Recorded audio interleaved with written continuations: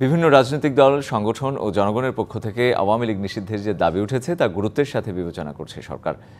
এ বিষয়ে রাজনৈতিক দলগুলোর সাথে আলোচনা করে দ্রুত সিদ্ধান্ত নেওয়া হবে। অন্তর্বর্তী সরকারের প্রধান উপদেষ্টার ফেসবুক ভেরিফাইড পেজে পোস্ট দিয়ে কথা জানানো হয়। আরও বলা হয়, আওয়ামী লীগের নেতা ও সমর্থকদের সন্ত্রাসী কার্যক্রমের বিষয়ে জাতিসংঘের প্রতিবেদন বিবেচনায় নিচ্ছে সরকার। সে পর্যন্ত সবাইকে ধৈর্য ধরার আহ্বান জানানো হয়।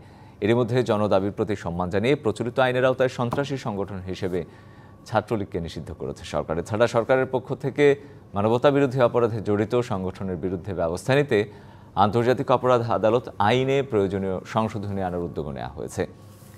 ফ্যাসিবাদী সরকারের সাবেক রাষ্ট্রপতি ও হত্যা মামলার আসামি আব্দুল হামিদের বিদেশ চলে যাওয়া নিয়ে জনমনের ক্ষোভ বিষয়ে অবগত সরকার। এ ঘটনায় জড়িত সবার বিরুদ্ধে আইনি ব্যবস্থা নিতে সরকার বদ্ধপরিকর।